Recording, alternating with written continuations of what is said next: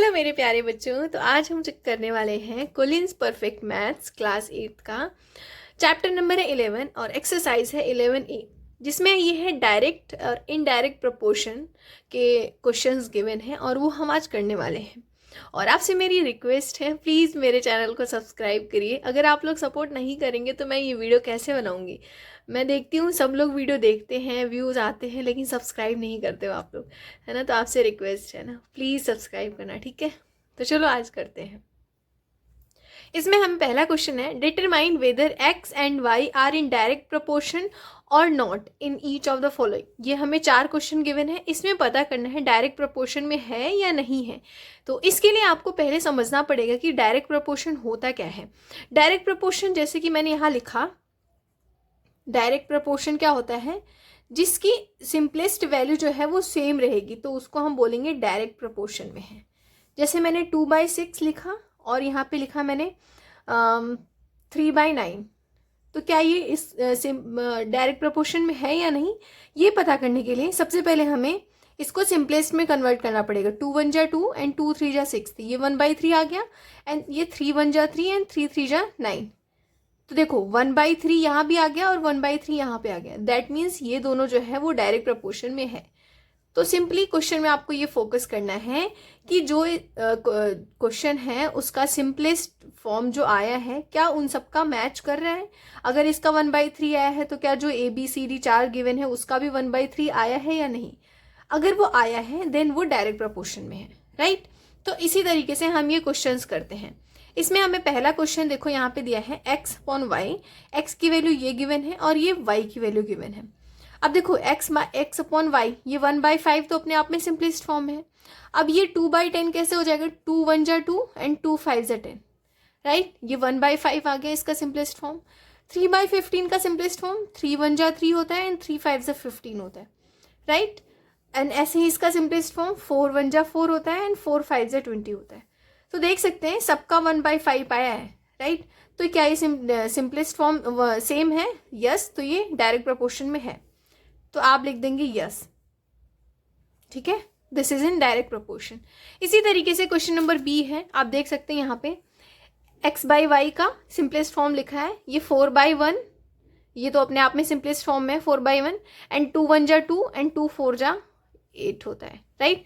3 1 जा 3 एंड 3 4 जा 12, 4 1 जा 4 एंड 4 5 जा 20। अब देख लो ये सबके सिंपलेस्ट फॉर्म तो सेम आया है इन तीनों के, बट यहाँ पे तो 5 आ गया। तो क्या ये डायरेक्ट प्रोपोर्शन में है, तो आप बोलेंगे no, this is not in direct proportion, ठीक है। ये डायरेक्ट प्रोपोर्शन में नहीं है क्योंकि जो ये लास्ट वाला है ना, इसका सेम नहीं आया है सिंपलेस्ट फॉर्म। इस तरीके से क्वेश्चन नंबर सी है, x/y, इसकी वैल्यू हमें दी है 0.5/3, 0.5/3, उसके बाद 1/6, इसको 1.5/9 एंड 2/10, 12। अब देखो कैसे कन्वर्ट करेंगे, इस पॉइंट को यहाँ से रिमूव करोगे तो नीचे किसका मल्टीप्लाई हो जाएगा, 10 का हो जाएगा। आया समझ में। तो ये क्या हो गया, 30 हो गया ना, 3 10 जा 30 एंड ये 5 1 जा 5, 5 6 जा 30 होता है, 1/6। अब ये पॉइंट अगर रिमूव करोगे, है ना, तो यहाँ पे 10 हो जाएगा, तो ये 90 हो गया। और ये 15 1 जा 15, 15 6 जा 90 एंड 2 1 जा 2 एंड 2 6 जा 12। तो देखो इसका भी 1/6, इसका भी 1/6, इसका भी 1/6, तो क्या डायरेक्ट प्रोपोर्शन में है, यस ऑब्वियसली, ठीक है। तो यहाँ पे ये भी डायरेक्ट प्रोपोर्शन में है। समझ में आया ना, मैंने पॉइंट को हटा के एक 0 नीचे ऐड किया, उसके बाद ये 5 बन गया, यहाँ पे पॉइंट हटाया तो ये 15 बन गया और इसके नीचे मैंने यहाँ पे 10 लिख दिया, राइट। आई होप आपको ये पता होगा डेसिमल को कैसे हटाते हैं, ठीक है। इसी तरीके से हम डी क्वेश्चन देते हैं, देखते हैं। डी में हमें गिवन है x/y एंड 50/30, 25/15, 5/3 एंड 3/1। अब देखो यहाँ 0 से 0 डिवाइड हो गया, 5/3 सिंपलेस्ट फॉर्म आ गया, 25, 5 3 जा 15 होता है एंड 5 5 जा 25 होता है, 5/3 यहाँ भी आ गया और ये 5/3 गिवन है, लेकिन यहाँ पे 3/1 है। तो क्या ये डायरेक्ट प्रोपोर्शन में है, नहीं है। तो जस्ट लिख दो no, this is not in direct proportion, ठीक है। आई होप क्वेश्चन नंबर 1 बहुत ही अच्छे से आपको समझ में आया होगा कि डायरेक्ट प्रोपोर्शन में क्वेश्चन जो आते हैं उसको हम कैसे करते हैं ना। नेक्स्ट करते हैं आप। सो अब करेंगे क्वेश्चन नंबर 2, जिसमें इन्होंने दिया है एक्स वन वाई की कुछ वैल्यूज दी हैं और कुछ नहीं दी है। जो नहीं दी है वही हमें फाइंड आउट करना है। ये भी डायरेक्ट प्रोपोर्शन से ही रिलेटेड क्वेश्चन है, तो चलो इसको करते हैं। देखो फर्स्ट ऑफ ऑल आप क्वेश्चन पे फोकस करो, इन्होंने क्या दिया है। देखो एक्स बाय वाई में एक 21/3, इसके बाद 14 दिया है और यहाँ पे वैल्यू मिसिंग है। तो सिंपली आप क्या करना है, आपको जो वैल्यू गिवन है ना पहले उसको लिखो। 21/3 इक्वल्स टू, हमें ये फाइंड आउट करना है ना, तो 14 अपॉन में ये y है तो ये y1 कर दो, है ना। y1 की वैल्यू फाइंड आउट कर लो, आप जस्ट मेंशन कर दो। अब देखो क्रॉस मल्टीप्लाई करोगे तो ये इसका मल्टीप्लाई इसमें होगा, है ना, और इसका मल्टीप्लाई इसमें होगा।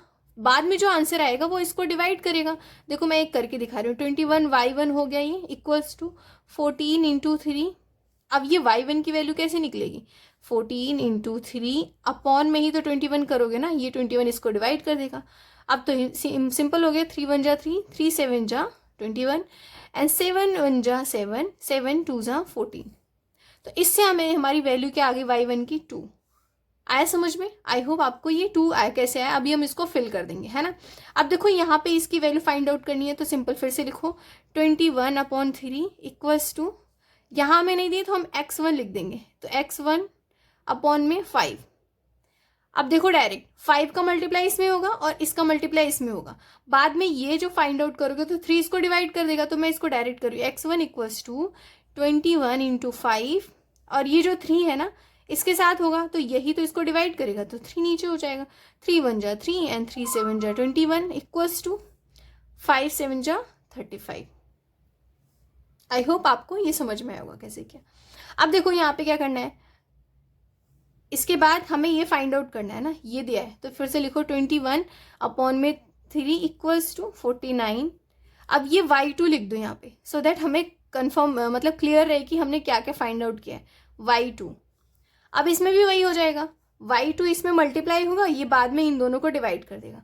तो y2 equals to 49 into 3 upon में 21, है ना। ये इसका मल्टीप्लाई हो गया और ये जो है इसको डिवाइड कर देगा। अब देखो 3 1 जा 3, 3 7 जा 21, 7 1 जा 7 होता है, 7 7 जा 49 होता है। आंसर क्या आ जाए हमारा 7 आ गया। तो हमने देखो कितने आसानी से कर लिया इसको। तो अब इसको फिल करना है, तो मैं इसको दूसरे पेन से फिल कर दूँ। y2 की वैल्यू क्या आई 7, ठीक है, एक बार ध्यान से देख लो, है ना। 3 इसकी वैल्यू क्या आई थी 2, तो यहाँ पे 2 लिख दो, और इसकी वैल्यू क्या आई थी 35, तो 35। तो देखा हमने कितने आसानी से इसको फिल कर लिया, राइट। इसी तरीके से दूसरा वाला करते हैं। पहले मैं क्वेश्चन लिख लेती हूँ, अदरवाइज टाइम वेस्ट होता है। सो इस तरीके से मैंने दूसरा क्वेश्चन लिख दिया है। अब देखो यहाँ पे सिर्फ इसकी दोनों वैल्यू गिवन है, तो बस इसी से करेंगे। देखो यहाँ पे 3/12 इक्वल्स टू, हम पहले ये फाइंड आउट कर लेते हैं। चाहे ये कर लो चाहे ये कर लो, हमें सारे आंसर वैसे ही आएंगे, तो पहले यही कर लो। चलो 12 अपॉन हमें क्या फाइंड आउट करना है y1, तो y1 कर दिया। अब क्या हो जाएगा, यहाँ पे इसका मल्टीप्लाई यहाँ पे होगा और यही जो है इन दोनों को डिवाइड कर देगा, है ना। तो अब देखो यहाँ पे 12 इंटू 12 अपॉन में ये 3 इसको डिवाइड करेगा, तो 3 4 जा 12 एंड 12 4 जा क्या होता है बताओ 48। आ गया ना हमारा पहली वैल्यू, तो इसकी क्या है 48, लिखते जाओ।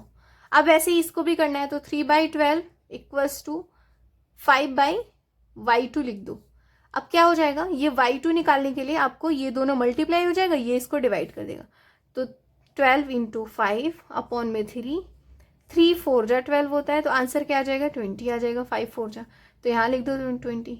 अब ये लास्ट बचा, फिर से लिखो 3/12 इक्वल्स टू x1/8। अब क्या होगा, 8 का मल्टीप्लाई इसमें होगा और ये इसको डिवाइड कर देगा। 8 into 3 divide by 12 equals to 3 4 जा 12 एंड 4 2 जा 8, तो 2 होगी हमारी वैल्यू। बस लिख दो यहाँ पे 2। तो देखा हमने कितनी आसानी से इसको कर लिया, है ना। तो अब सी क्वेश्चन करते हैं। सो क्वेश्चन नंबर सी में देखो यहाँ पे हमें ये वैल्यू गिवन है, तो बस इसको लेके चलते हैं। लिखो यहाँ पे 3.6 अपॉन 0.36। तो देखो इसको कैसे करेंगे हम, पॉइंट है ना, यहाँ पे पॉइंट के बाद 1 डिजिट है तो नीचे 10 का मल्टीप्लाई कर दो। यहाँ पॉइंट के बाद 2 डिजिट है तो ऊपर 100 का मल्टीप्लाई कर दो। अब ये पॉइंट हट गया, तो ये भी 36 हो गया, ये भी 36, तो डिवाइड हो जाएगा, है ना। और ये 0 से 0 डिवाइड हो गया तो सिर्फ 10 बचा। और हमें क्या लेना है, ये 6/y1। तो यहाँ पे 10/1 और ये y, तो ये 10/6 हो जाएगा ना। y का मल्टीप्लाई यहाँ पे होगा, देखो 10y1 हो गया इक्वल्स टू 6। तो y1 की वैल्यू निकालोगे तो वही होता है ना, 10 इसको डिवाइड कर देगा, तो 6/10 का मतलब 0.6, राइट। आई होप आपको समझ में आएगा। तो लिख दे यहाँ पे 0.6।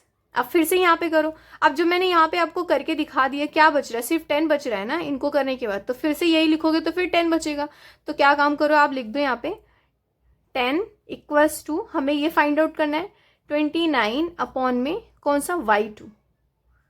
फिर से y2 निकालने के लिए क्या होगा, y2 यहाँ मल्टीप्लाई होगा और यही इसको डिवाइड कर देगा। तो y2 की वैल्यू क्या आ जाएगी, 29/10, आंसर हो जाएगा 2.9।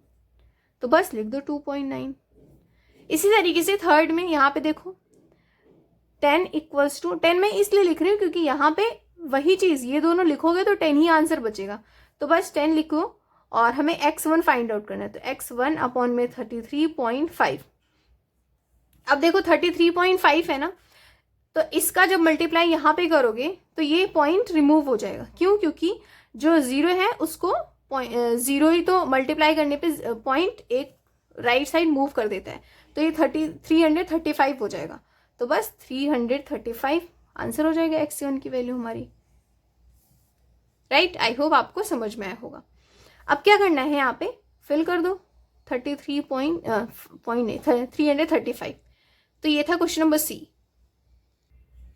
सो अब देखो यहाँ पे हमें ये गिवन है, तो बस यहाँ लिखो 9/30 इक्वल्स टू, ये फाइंड आउट करना है तो x1 अपॉन 15। 15 9 जा, यहाँ पे x1 की वैल्यू क्या हो जाएगी, 15 इंटू 9 अपॉन में 30। 15 2 जा 30 होता है, तो 9/2 का आंसर क्या आ जाएगा, डिवाइड करेगा तो 2 4 जा 8, 4.5 है ना। 9 को डिवाइड करोगे तो 4.5 आ जाएगा। अब इसको फाइंड आउट करना है तो लिखो 9/30 इक्वल्स टू 7 अपॉन में y1, राइट। अब देखो y1 का मल्टीप्लाई यहाँ होगा तो ये दोनों मल्टीप्लाई होकर 9 डिवाइड कर देगा। ये आप सीख ही लो कैसे होता है ना। जब इक्वल टू बीच में रहे तो क्रॉस मल्टीप्लाई होता है, तो जो एक नंबर है ना, जो अल्फाबेट के साथ जो मल्टीप्लाई होगा वो इन दोनों को डिवाइड कर देगा। 7 इंटू 30 अपॉन में 9। अब इसमें क्या डिवाइड हो रहा है, 3 3 जा 9 एंड 3 10 जा 30। तो 70, 10 7 जा 70 अपॉन 3। 70 को जब डिवाइड करोगे तो ये आएगा 23, 3 जा होता है 69.33, हाँ 23.33 समथिंग आ जाएगा इसका आंसर। अब यहाँ पे क्या फाइंड करना है, ये तो 9/30 इक्वल्स टू x, ये फाइंड किया x1, ये y1 और ये x2 हो जाएगा, x2 अपॉन में 20। अब क्या हो जाएगा इसका, 20 इंटू 9 और ये 30 इसको डिवाइड कर देगा। 0 से 0 डिवाइड हो गया, 3 3 जा 9 हो गया। आंसर क्या आएगा, 2 3 जा 6। तो देख सकते हैं हमने कितने आसानी से फाइंड आउट कर लिया। इसकी वैल्यू 6 आई है और इसकी वैल्यू 23.33 आई है और इसकी वैल्यू 4.5 आई है। तो ये था क्वेश्चन नंबर 2 जो हमने बहुत ही आसानी से कर लिया, ठीक है। आई होप आपको समझ में आया होगा क्वेश्चन नंबर 2। अब करते हैं क्वेश्चन नंबर 3।